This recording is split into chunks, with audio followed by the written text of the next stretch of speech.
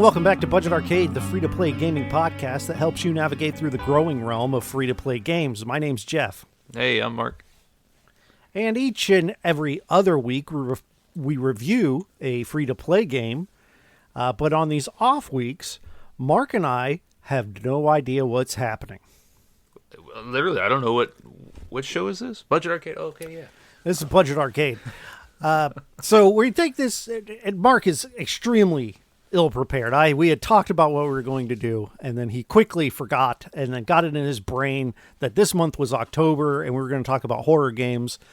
But that is not what we're talking about. We're going to talk about the PlayStation 1 and our memories of a console that we both enjoyed growing up. Mark, I know you loved the N64, but you had and enjoyed the PlayStation 1 in its prime, right? That's correct. I enjoyed, there's different aspects between the two. I know they were rival systems, and you either were a Nintendo fanboy or you were the Sony fanboy. But I enjoyed the place. I think that's where my fanboyism came about. Was with the original PlayStation.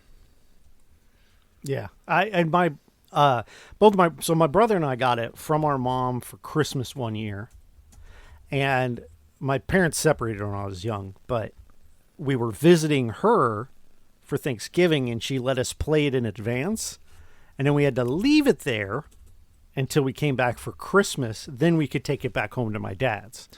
And so the first two games we got were Tekken, which is my favorite fighting series, hands down, the first game. And we got, as you know, I'm a wrestling fan. We got WrestleMania, the arcade game, which is excellent. It's like the NBA Jam of wrestling games. Right. Do you remember what you got with your PlayStation? So I got mine for Christmas as well. I don't remember what year. I think it wasn't the year. I don't either. It wasn't the year that it launched. I think it was probably the next year. But I suspect it was the same for me. And I remember I got a Spyro, the original Spyro game. And there was another game, maybe Tomb Raider. I don't remember. Like I'm probably misremembering. When exactly I got this console and these games. But well, let me tell you. Yeah, my brother and I dodged a bullet because before the PlayStation had come out, we were talking to our mom about getting us the 3DO. Do you remember the 3DO? Yeah. That would have been the biggest mistake, to get a 3DO instead of a PlayStation, which once we realized our mistake, we did then corrected our mom. No, Mom, we want the PlayStation, and we were fortunate to have that happen. Now, I think it was Cody. You don't know Cody. Cody was the first Mark on this show, and he was a big fan of Resident Evil. We had many arguments because I hate that series, and the reason I hate that series is that my brother and Scott insisted on playing Resident Evil on the PlayStation, a single-player game. Those are my favorite. Together, somehow they played two-player on a single-player game, while I wanted to play Tekken or WrestleMania, which were both two-player games. Right. And yet, I didn't get to. And that's why I don't like that series. I hate Resident Evil. All right, so what was your... All right. Real quick off the top of your head, name me your top three, your favorite PlayStation 1 games. Crash Bandicoot. Okay. If I have to pick one of them, I would say Crash Bandicoot 2. Okay. WWE SmackDown. Tekken 3. Okay.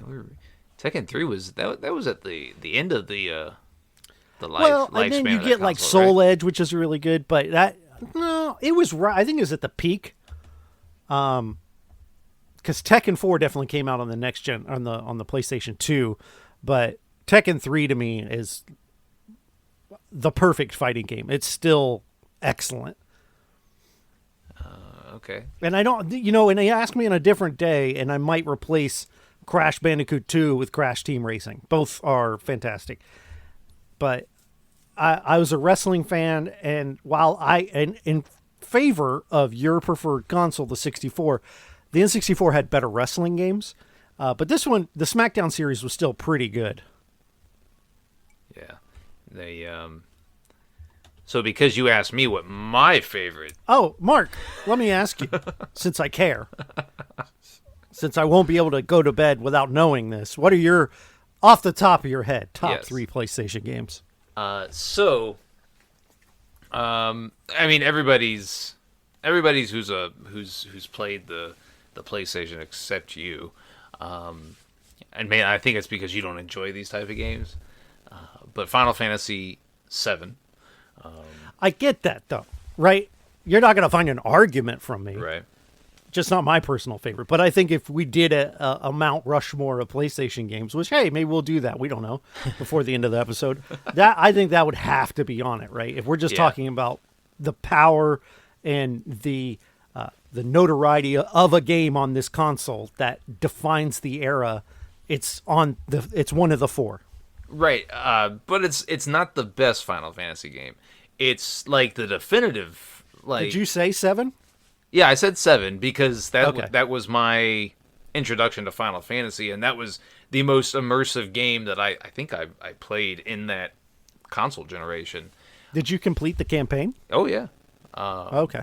And something I've never done. I've never finished an RPG, as long as you don't count Pokemon as RPG. I finished a Pokemon game.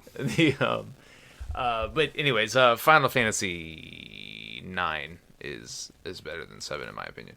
I've heard a lot of people say that. It's more along the lines of classic Final Fantasy. Yeah. It's that yes. cute fantasy, at least aesthetically. I've never played the game. Well, I enjoyed the story more than 7. But 7 appealed to me as a younger gamer. You know, I'm growing up. I'm this wild child, and here comes Cloud Strife, and he's got this big ass sword, and then he's going up against Sephiroth and his huge sword. I mean, it was just cool. It's a cool game.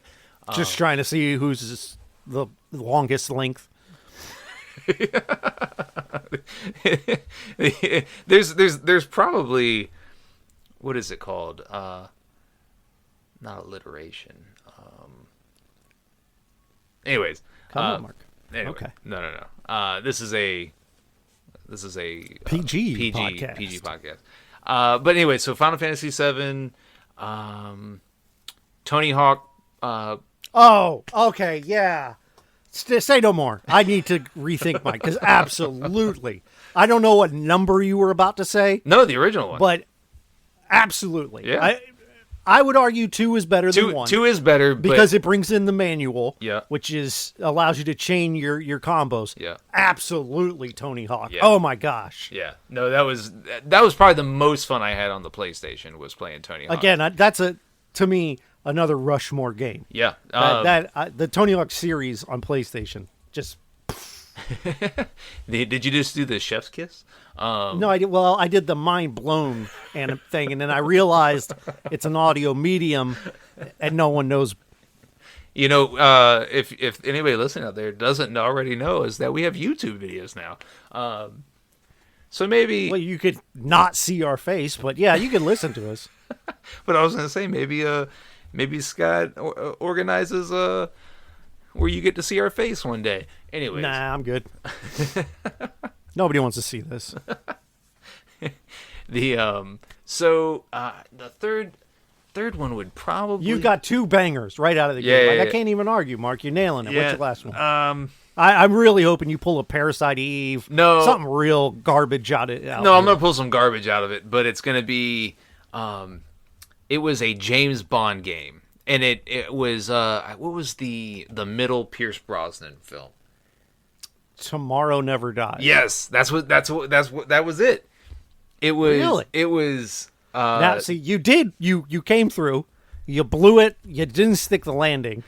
Your takeoff was amazing. Your Final Fantasy, and then you're in the air and you're doing like all kinds of flips and stuff with Tony Hawk, and then you come down and just break your legs with James Bond movie. Like, I mean, nobody's Okay. perfect. But no, that game was amazing to me. Like, I remember, and I got it for Christmas. And I think I've played that one, and I just remember my N64 friends had GoldenEye, and I'm like, what? I mean, it was a third we person. got this. Yeah, so this game was third person. You play as Pierce Brosnan, and you essentially follow the movie storyline. But to me, it was just, it was cool as a kid. I'm playing as James Bond, and I had the 64, and I had GoldenEye. It was a different experience. I don't think I had ever played a third person shooter before that game. Right. Yeah, and I could see that because this is more of that cinematic where games kind of go. Yeah. So another game, so let's just say we're doing a Mount Rushmore. We already have Final Fantasy VII and Tony Hawk 2. This is just Mount Rushmore of original PlayStation. PlayStation 1. Okay.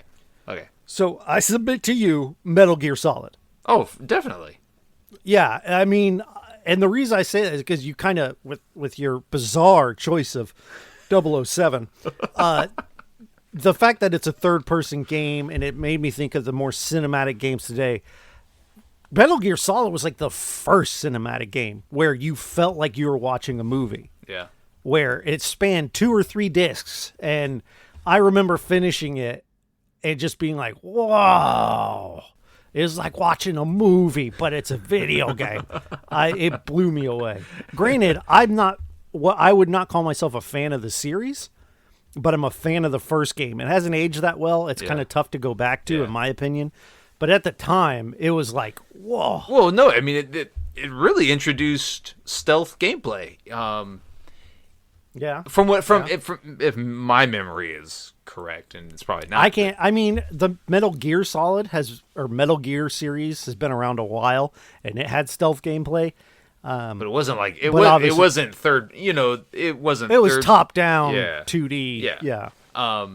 But so like, Tomorrow Never Dies really whet my appetite for third person shooter games, and I remember.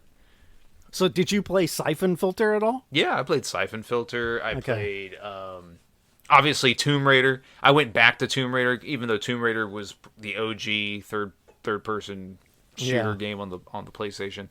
But I went back and I got that game. I got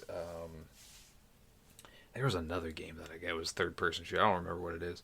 But that's so Tomorrow Never Dies really has a nostalgia.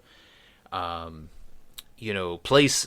It has a place in my video game heart because it took me to a genre that, I don't know what would have been my first foray into those type of games had I not played Tomorrow Never Dies. And I think the only reason I got the game was because I was like so in love with Pierce Brosnan as James Bond and seeing those James Bond movies when they came out. I will say he's my James Bond, personally. That's who I think of. Yeah, no, he is I think he's the best. Like, this is off topic, but it'll correlate. Who's the best Bruce Wayne? Not Batman, but Bruce Wayne. I hate that argument. No. But who's the best Bruce Wayne? Probably Clooney.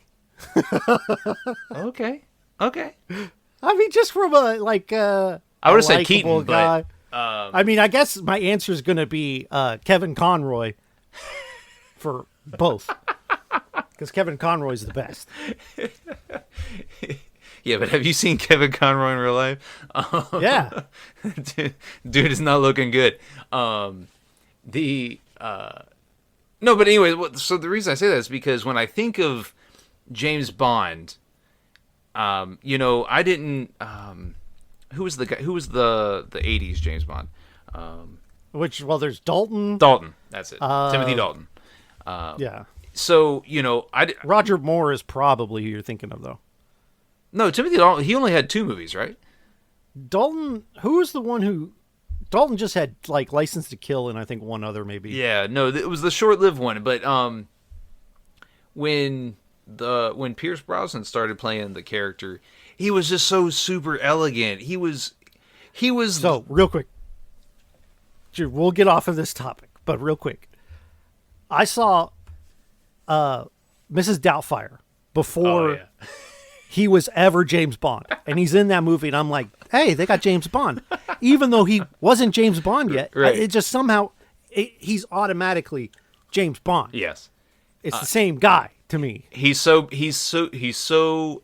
elegantly British. He is. He's just He suave. can't throw a punch. No, he's not your action awesome. star, but he was but I take that back. In the 90s, Pierce Brosnan was an action star. Okay. All right, we're done. Let's wrap up 007 because All right. this So isn't Das Wonder Movie House or whatever we called it. So you've got one. Wait, did you already do your top 3? No, you did. You did. So Yeah. we have one spot left on Mount Rushmore. We have Final Fantasy VII, Tony Hawk Pro Skater 2, Metal Gear Solid. all right. So we're gonna have a battle here because I have a feeling you're gonna say one character. Oh, I'm not going to say Crash. Are you not? Like his Okay. games. No, his games are great, but they are not. None of them to me are timeless, right? Like they're all great, fun platformers, but I don't go back to them like I do, Mario 1, Super Right. Mario Bros. Or Mario 3 or, they're not that level to me. All right. So Trying to who think, would like, you where put? else would we go? I think either. To me, it's one of 2. Okay, I'm listening. It's either Spyro or it's Lara Croft. I think either one of those. It's because both of those franchises I have no relationship with Spyro. were mainstays on the original PlayStation. They both had several games on the console. Both were, both pioneered different new ways of storytelling in games and gameplay options and so anyways that would be those for your consideration. I'm sure someone's going to say, specifically Scott's going to be like, you didn't talk about this game that we played a whole lot when we were kids. But I can't think of one. I can't think of anything else that I mean, as much as I don't like the series, Resident Evil was groundbreaking. Okay, yeah. But see, that wasn't a like exclusive PlayStation 1 game. Well, neither was Tomb Raider. Oh, that's true. That is true. Wait a minute. That was on PC. Oh, it was on PC. It wasn't on the 64, I don't think. I'm trying to think of a game that I rented in that era, played it, and was like, oh my god. Rayman, maybe? Ugh. No. Boy.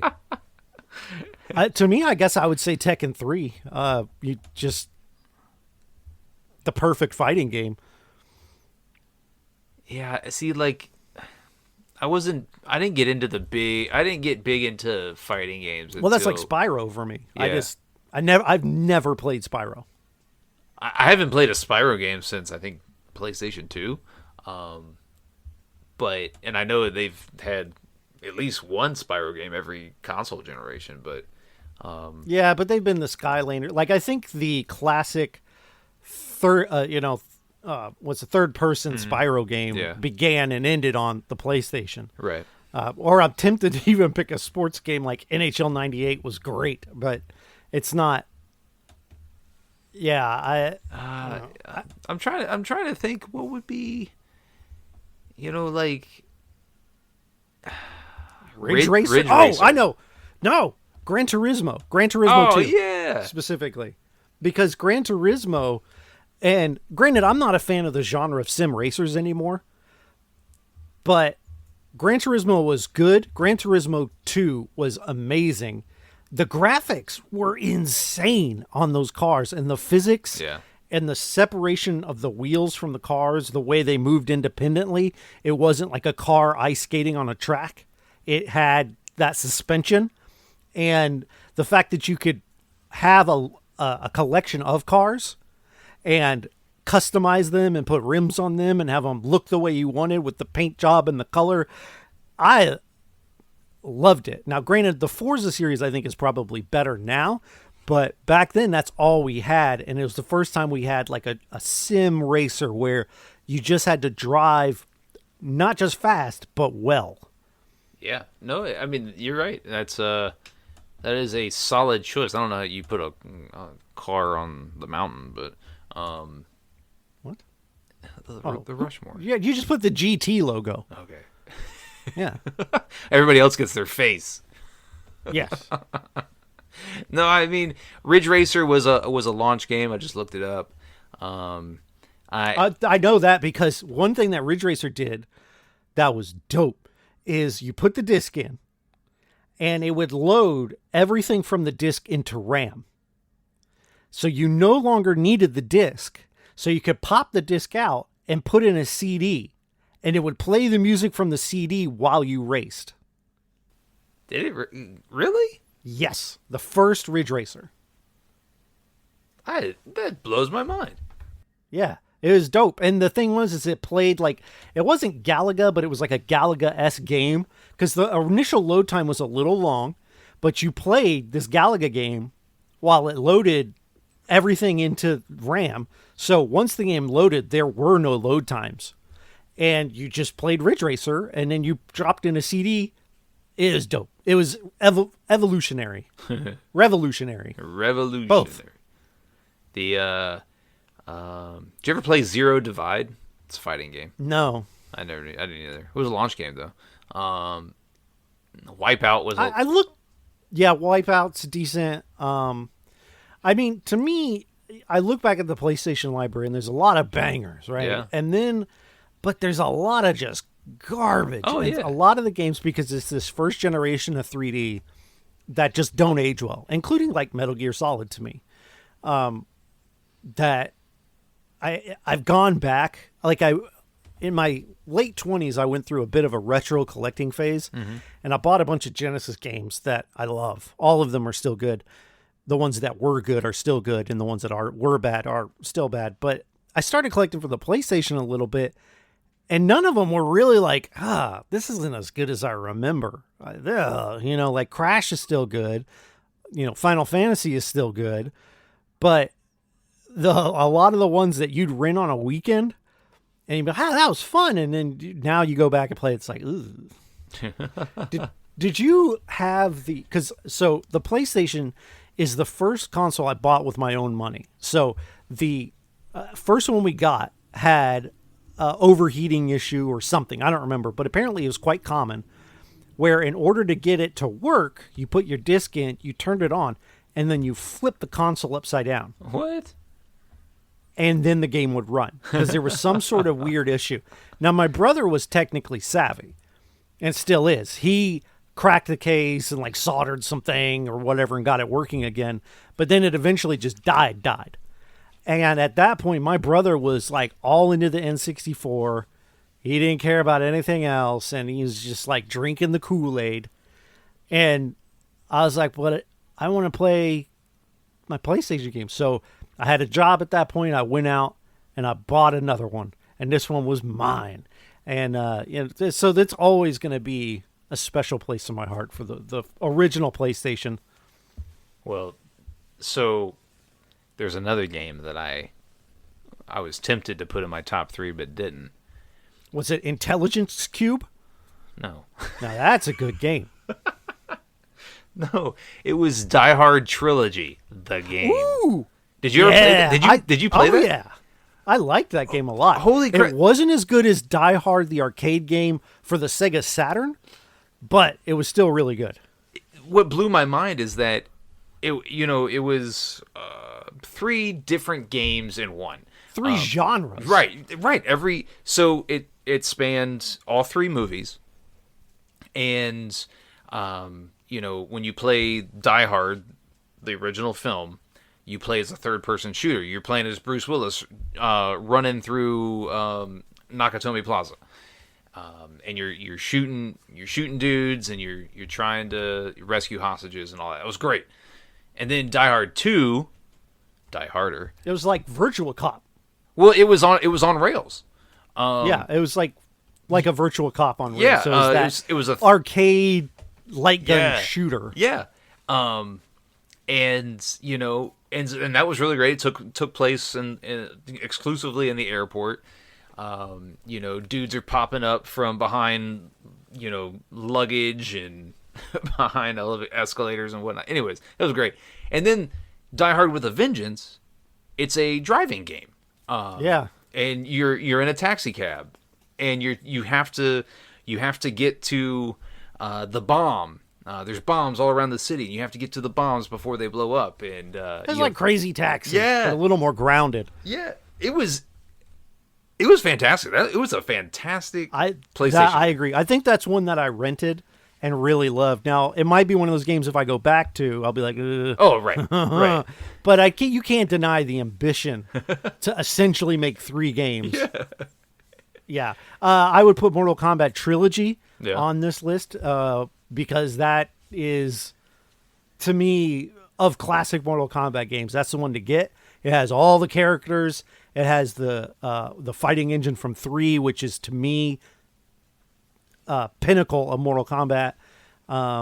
That's one of my favorites too. I remember like going to trade it in for some reason, because my brain, when you're a kid, you don't have money, right? So you trade in your games to, at the time for me, was a store called Rhino Video Games. Oh yeah. And I rode my bike from one end of town to the other to trade it in, and I got there and the disc wasn't in the jewel case. And I was like, dang it. But at the end of the day, though, I really probably shouldn't have traded it. It's a great game.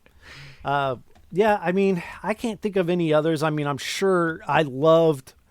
NBA in the Zone, specifically 2, was a game changer for me as far as basketball games, a 3D basketball game. And I was playing as Masonics, and I could trade players to teams. And when you traded, like, let's say I traded to get, Anthony Hardaway from Orlando to Seattle, my favorite basketball team, he would have a jersey that said Hardaway on the back, but it was a Sonics jersey. And it blew my mind that the game could do that. You know what I mean? I loved it. That was me, but for like Madden 98 maybe. 98 was the first good Madden. Yeah. But 99 was the 3D Madden, and that was a game changer. The only reason I play, and it has a fond memory for me is that was the first video game that I played. And I remember I didn't have Madden until it was either 98 or 99. 98 was 3D fields with 2D sprites as the players. Yeah. And then 99 was fully rendered 3D players and fields. It might have been 99 then. But I remember going into, it was either JCPenney's or Sears. And in their electronics department, they would have the demos of different games attached to the columns in the store.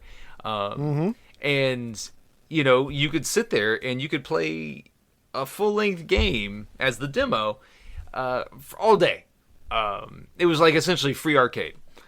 Right. Yeah. and so I remember my mom worked. It's like a budget arcade almost. Right? Hey, my mom was she was manager of JCPenney's up in Jacksonville at the time, and so I remember I went to JCPenney's all the time, and that's what I would do, waiting on my mom to get off work, and that was my, and that, so playing, and so I got the game. It had to be 99 then, and I'm a big Jacksonville Jaguars fan, and so they were coming off some really good years, and that was the first game. Brunel years. Yes, the Fred Taylor years. Everybody. Oh yeah. So, I got the game, and I'm playing as the Jaguars, and it was fantastic. I was Now, smitten I want to with say it. 99 was also the first one that had a franchise mode. So you could play multiple seasons. Yeah. So you'd finish. So up until that point, people who don't play sports games, you could play one season and then that was it. And then if you wanted to play some more, you'd have to start a whole new season. So I played on 98, which I really loved. I played season after season. But in 99, when you finish your season, players retire. Yeah. They get traded to other teams. You draft rookies, and then you play another season. And that was a game changer for me as a sports game fan. Yeah, no, that was my. I didn't get into basketball games until later on in the. NBA in the zone, man. Yeah, Me and my friend Matt, we used to he was a Bulls fan because, of course he was. It was the 90s. And I was a Sonics fan because I don't sell out like that. And we just played that game all the time. Yeah. Go ahead. I'm sorry. I love basketball games. I think I played NBA Jam on the original PlayStation, but to me it wasn't as fun. No, or maybe it was the 64 that I played it on. Anyways, I didn't think the game was as fun as the arcade version. And so I didn't. Well, and by that point, you were getting like NBA Showtime Yeah. and these other versions of the same thing. Yeah. So those sports games I didn't. There was a baseball game in the PlayStation 1 life. Oh, the EA series called Triple Play Baseball. Maybe. And I know we're losing so many listeners because they don't care about sports games. But it's called Triple Play Baseball, and it was fine. But the beautiful thing was it had fake ads. And if anybody who knows me and has listened to Neo Retro Video Game Disco knows that I love a good fake ad. And they had one for Chork, which was not quite chicken, not quite pork, it's Chork. They had one for Extreme Doilies. It was awesome. All of today's action is sponsored by Kaleidoscope Eyes. The place for monogrammed contact lenses. Kaleidoscope Eyes. Yeah. Those original sports games, is because I played baseball when I was a kid. I played basketball, played football in school.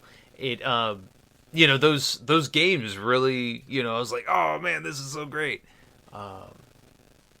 But I'm pretty sure I played. My first experience with a sports game was on the PlayStation.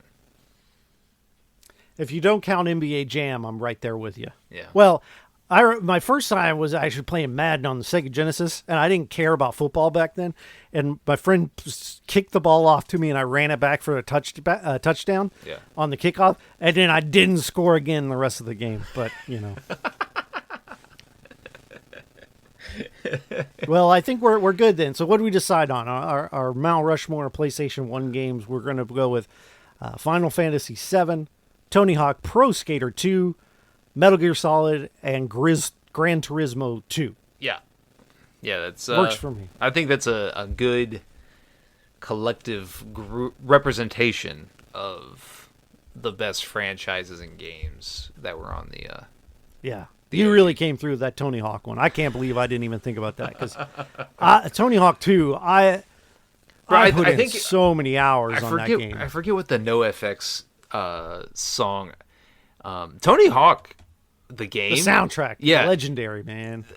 That might have set me up for my musical taste for life.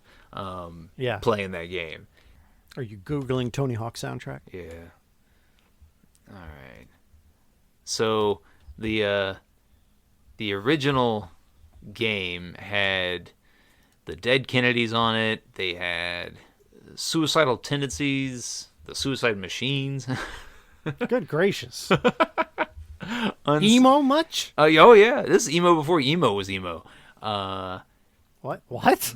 This is emo before emo was emo. Okay. Did you find that song? Because I want to stop. It's I don't know. There's no FX. Okay. There's no FX. There's no FX songs. Yeah, okay, no. well, It might be Well, speed that's going to dealing. do it for this week. This is Budget Arcade. We have a Facebook page, facebook.com/Budget Arcade, Twitter and Instagram at Budget Arcade. Check out our TikTok and our Twitch, both of which are Budget Arcade Podcast. Music is provided to us by Stimage, and you can find his music at MetroidMetal.com. We got a YouTube channel now.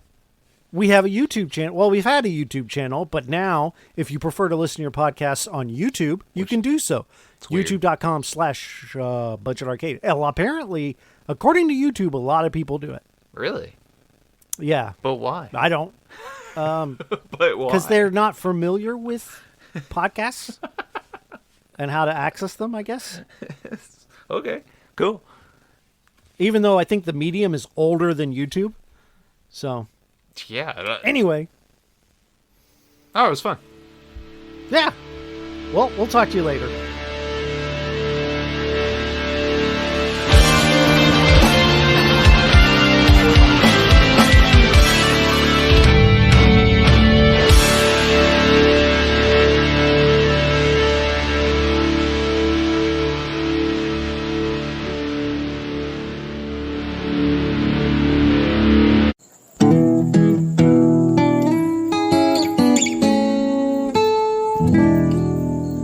Imagineville Podcast Network.